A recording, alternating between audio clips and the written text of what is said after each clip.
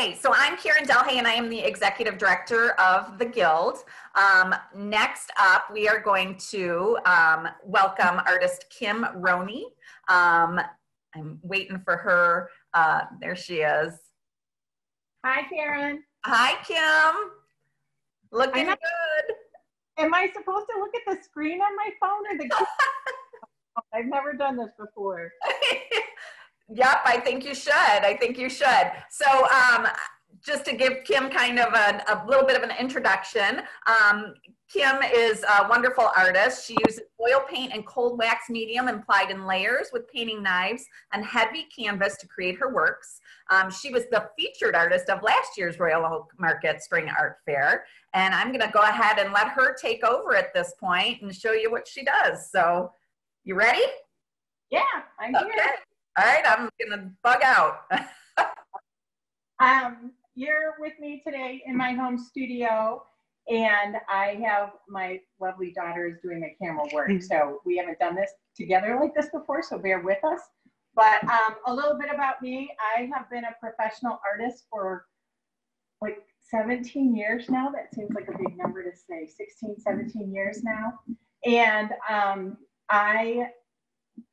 art was a second degree for me. I went back to school later in life and got a BFA and started working somewhere in my late 30s, 40-ish, and used my marketing experience to kind of find a way that I could make my art become my job.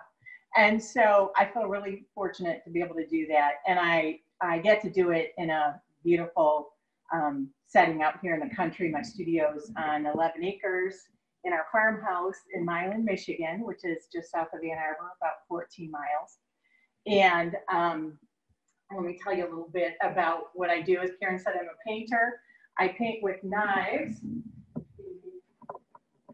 Follow me around a little bit. So I have about probably 40 or 50 painting knives now. And I have to, you can't tell what we can see. I can see the screen, she cannot. Should we flip this around? Are you seeing okay, Karen? Oh, she can't see. Yep, you look great. Yep, it's great. All right, we're trying to figure this out. So these are the knives that I use. A lot of people call them palette knives, but they're actually painting knives. Palette knives look a little bit more like a butter knife and are flatter. And a lot of these are like trowels and pointy in different lengths. And I use them to apply the paint, which I'll show you in a little bit, put on the layers. This is a floral that I just completed recently. And it's probably 7 layers of paint thick. And the inspiration came from I'm a big fan of the florist Farm Girl Flowers.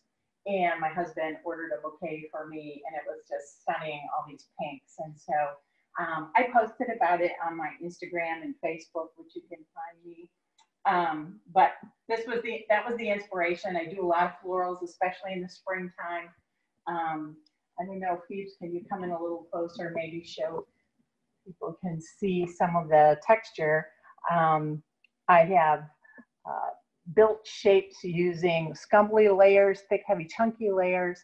This all comes from a tinted canvas, and I work my way out. So here's kind of some of the very beginning of the canvas that I chose to leave. So this is a process that came from a little bit of necessity, in that when I went to art school, I worked tonally. I did a lot of figure study.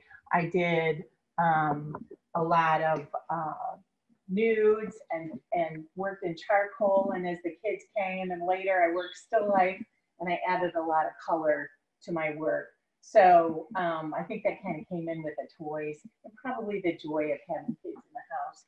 So that really changed my work over time. The knife process came when I was pregnant with my first child, and I was older than the average mom, and they thought that was a pretty good risk factor, even though I was very healthy. So I had to get rid of all the solvents in my studio. And let's walk around, please, while I'm talking. And so I was working without solvents, and it was not going very well. And so I chose one day, I was trying to fix a painting, and I took a palette knife up, or a painting knife, and I scraped some paint away, and I got this beautiful variegated facet. I don't know if maybe Phoebe, so you can get in a little closer to see. And so that just was a light went off, and it just changed my work forever.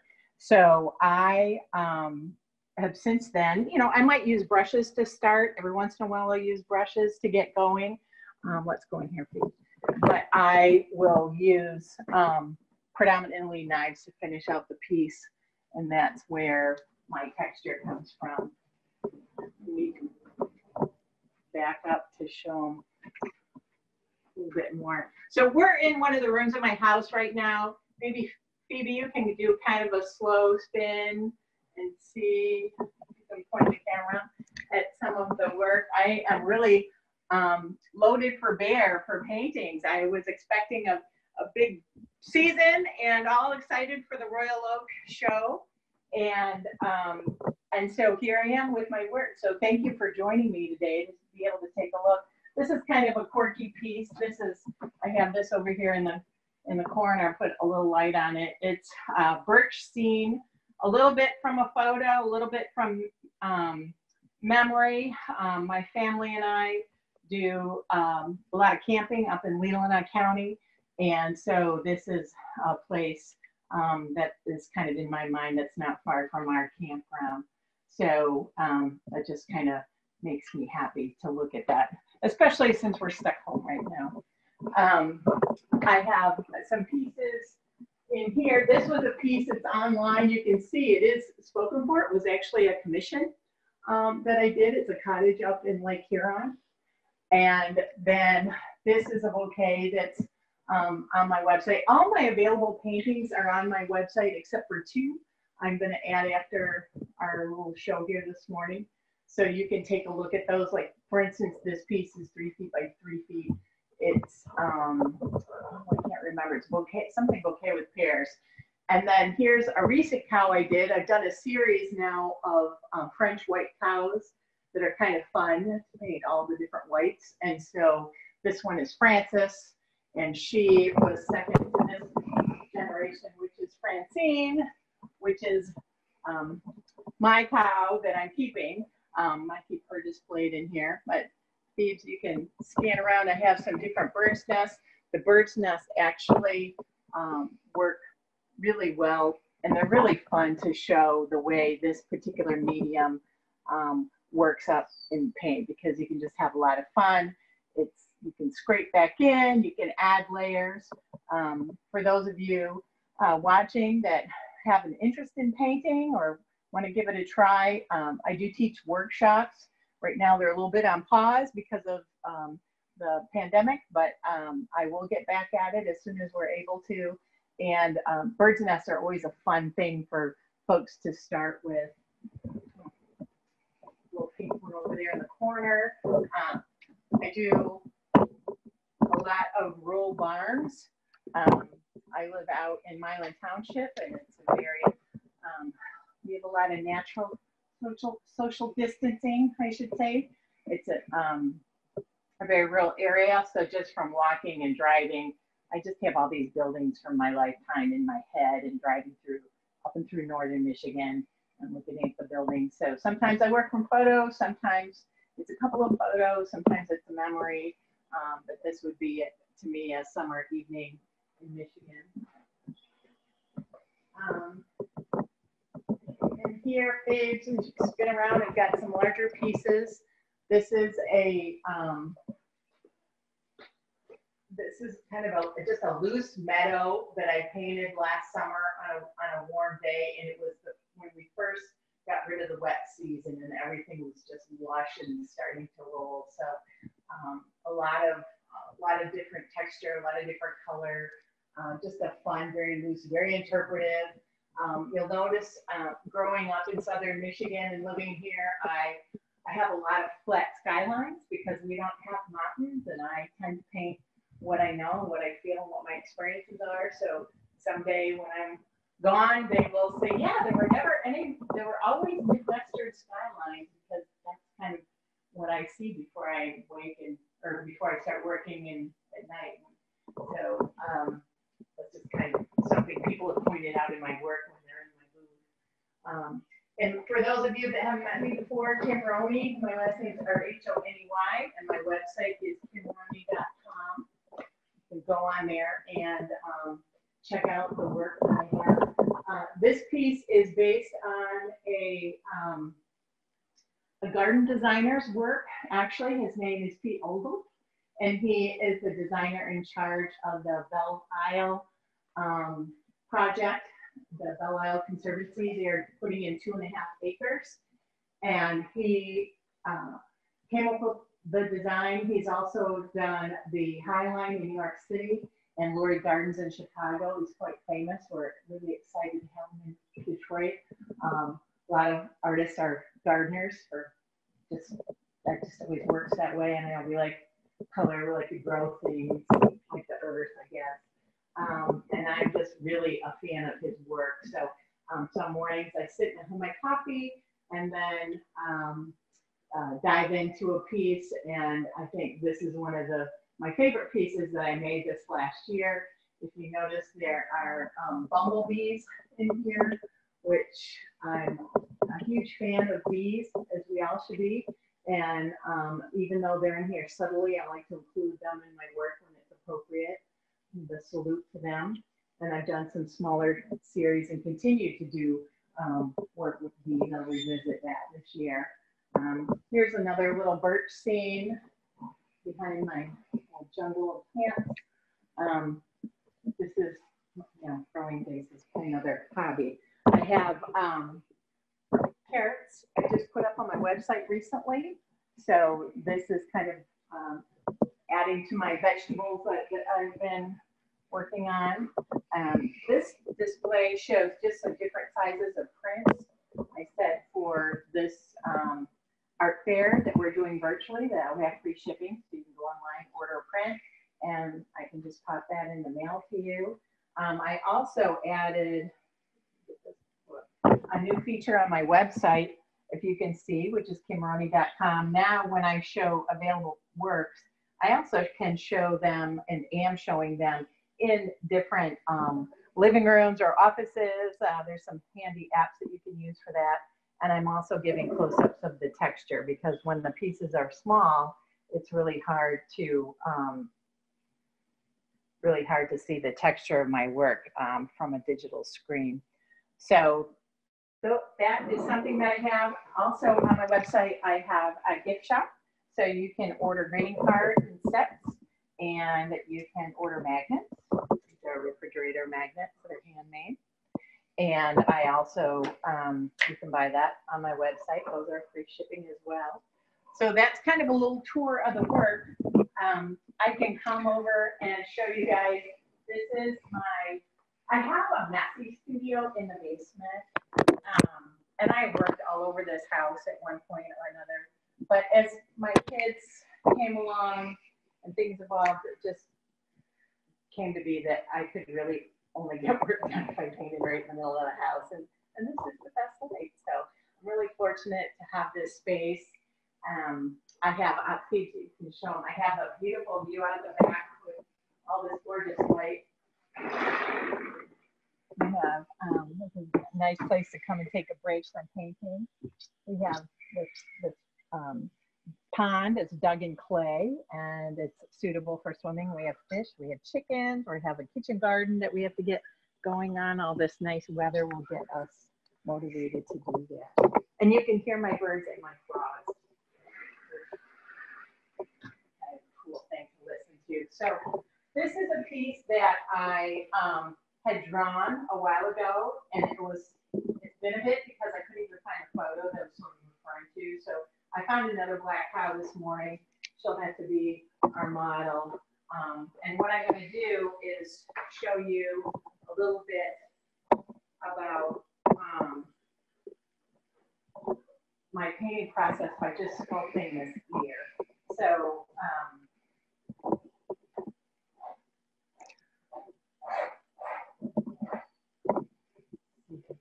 body.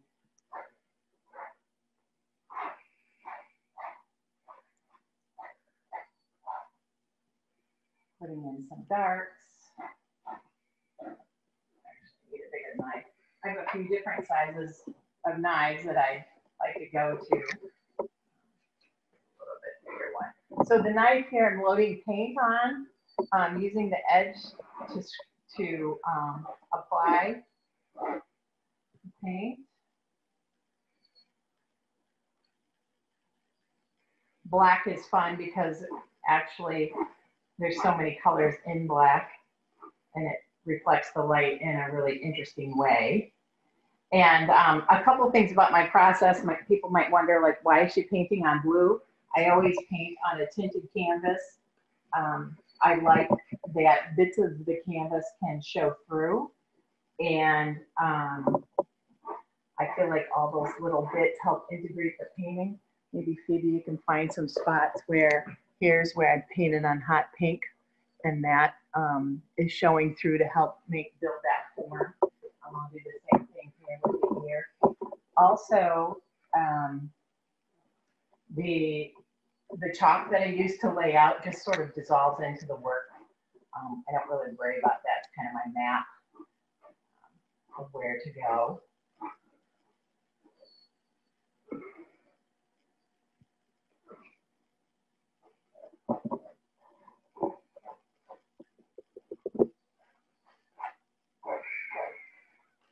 For those of you that are tuning in and participating in the virtual fair, I just want to say thank you.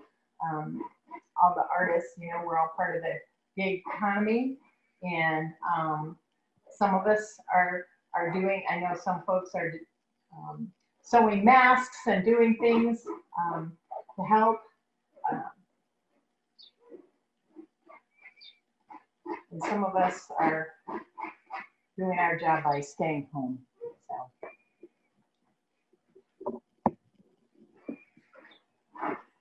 So Kim, someone asked the question about the Chicago skylines and the Belle Isle, if those are done as smaller prints. Actually, I don't have, oh, this piece, which would be, yes, I do have that as a print. And you can find it online. If there's a piece that I have that's an original painting that you're not finding in print, you can message me, and it's more than likely I can make it into a print. I know for a fact that one I do right now in house as large as 11 by 14 in a 16 by 20 mat. So that would be available. Thanks. And then someone else asked what actually inspires you? Like, you do such a range of work, like the florals, the cows, the barns, and then I saw recently there were some carrots. What gives you the most inspiration? I think, well, a lot of it you would definitely peg toward a Midwestern lifestyle. You know, I'm grabbing things that are in my realm of bird's nest started after a storm when the wind came and knocked out the robin's nest out of the trees. And I was so sad about that. And then I just thought, well, just bring them in and paint them. So cows came, I mean, I grew up on a farm, so I am original farm girl. Cows came when I had one of my clients asked to have a commission of a cow, and I thought, well, okay, I can do that. And I was a figure person early on, and I had so much fun painting the cow. And then people were so excited about the cow, they were asking if they could buy the cow. So I thought, well, I'll do a small series. And I did, and it sold out. And now every year I do a few cows, and they all find homes. And I managed to just keep the one, Francine. But this gal I will do, and I'm sure that, you know, someone will want a large black cow. I don't know if she's gonna be a Holstein with a little white on her face or not yet. So yeah, so I like to paint, I guess, things that I see and experience in my world. Those are the things I'm familiar with. The gardens by Pete Oldham, those are, I'm a huge perennial gardener, and those are subjects that just inspire me. I love big, loose, messy perennial beds. So, and then I grow vegetables. So it's a little bit of, you know, and I have chickens and I've painted chickens. So I guess all the subjects are things that are in my life. Yeah. Hope I answered that for you all. You did. And then someone asked if they need to contact you for pricing or if it's all on your website. It is all on my website, but I absolutely love to engage with people. So my phone number is on my website. You can message me. I'm on Facebook. You can message me through Facebook Messenger. You can email me through my website. Again, that's kimrhoney.com and KIMRHONEY.com. And I don't post every new piece that I make, but I tend to post new works on Instagram and then Facebook, and a lot of people follow along. And their enthusiasm sometimes inspires my work too, because they'll say, oh, I love the carrots. You haven't done carrots, you know? And I'm like, no, I haven't. I should do more vegetables. I haven't done vegetables in a while. So I do like the digital community, I guess, if you will, that follows along.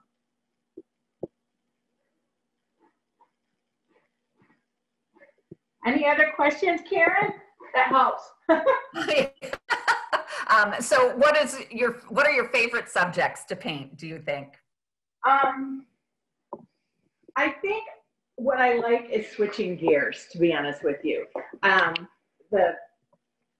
Doing a living form, like a cow, to me is very similar to a human. There's bones, there's muscle, there's skin, you just have more form.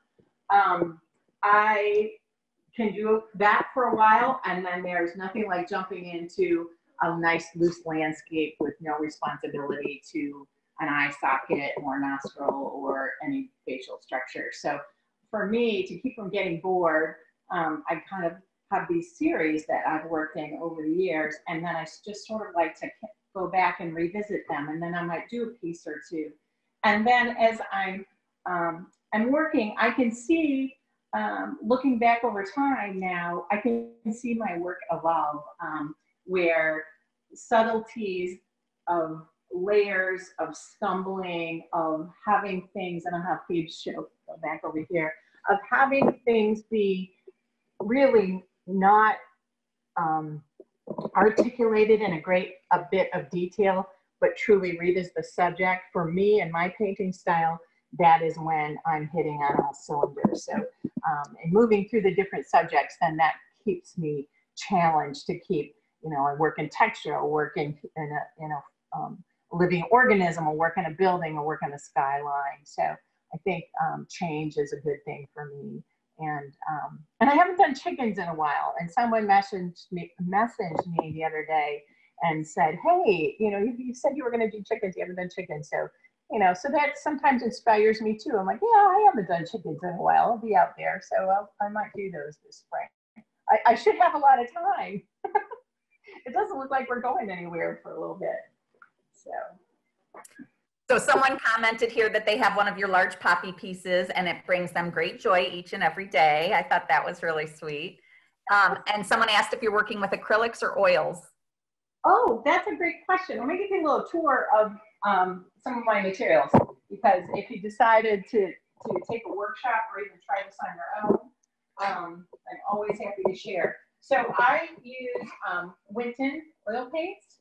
So these are oils. They're not water mixable oils. They're oils that are bound with linseed oil. And I pick the pigments that are AP here, which meets the, oh gosh, what is it? It's the Art and Creative Materials Institute certified. It passes California's bar for no carcinogen. And for me, that's important because I paint frequently. So I like their paints. I don't ever get a lead white. I always get titanium white. I have a lot of stock of paints. People were buying toilet paper. Karen, I was buying paint. So I have a box here and a box over there. I didn't want to get stuck where paint wasn't getting shipped, because these are actually made in England. So I have a lot of paint. The wax that I talk about and that I mix in my paint, you can see, bit of it here, maybe if you can. So this is the wax. It looks like kind of fluffy paraffin that has the consistency of peanut butter, maybe the feeling of it.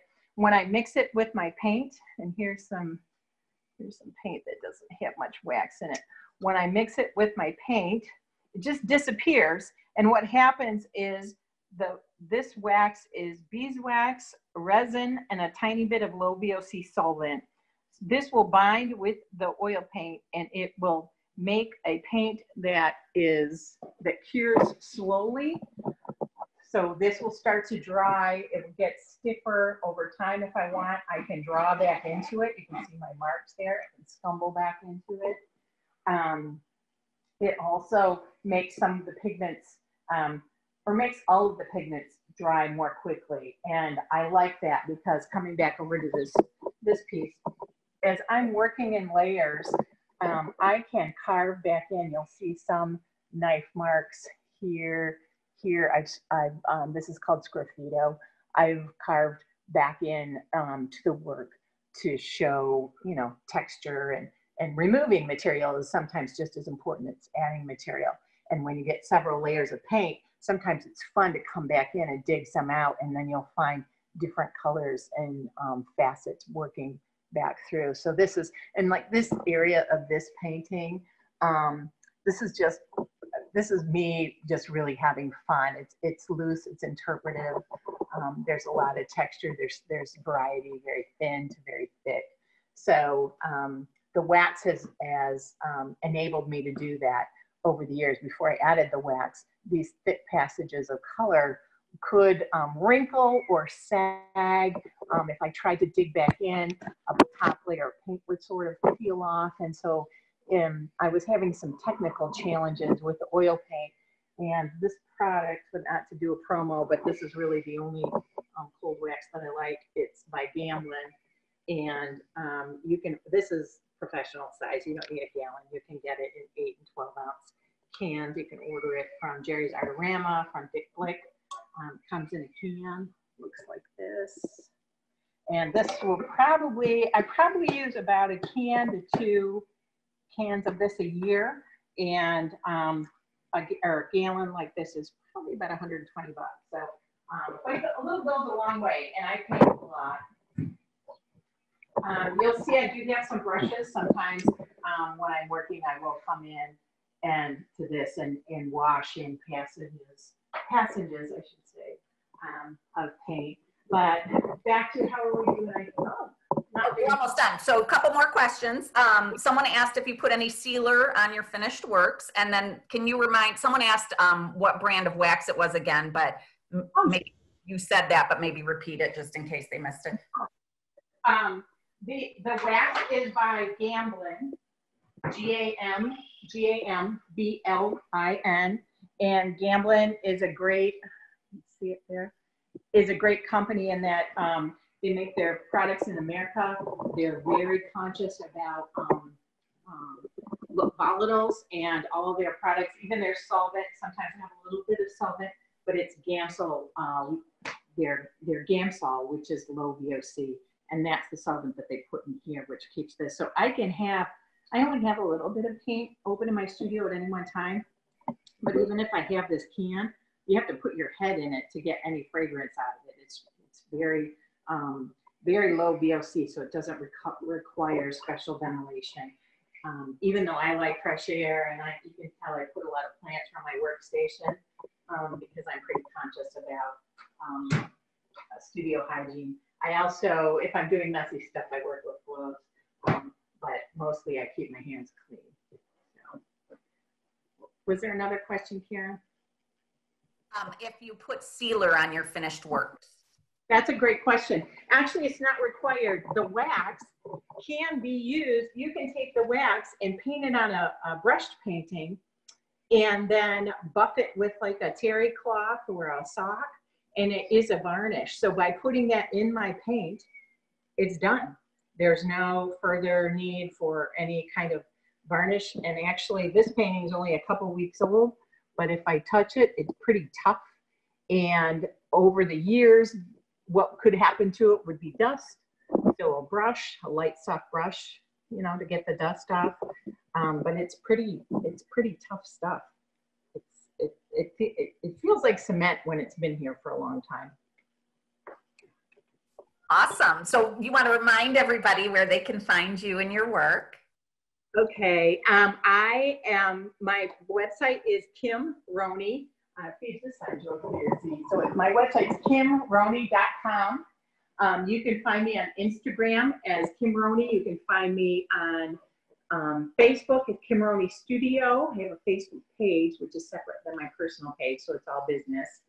And then my website. I do commissions. I showed a commission in the front foyer earlier in this piece where I had taken someone's very dear cottage up on Lake Huron, and I had taken a primary photo with some supplementary photos, and we kind of communicated with digital media back and forth, and it was really fun because they would say, well, yeah, but the water, really at that time of day, the water isn't that rough typically. And so it was it was nice. We worked through the experience and got a great result. So I do commissions.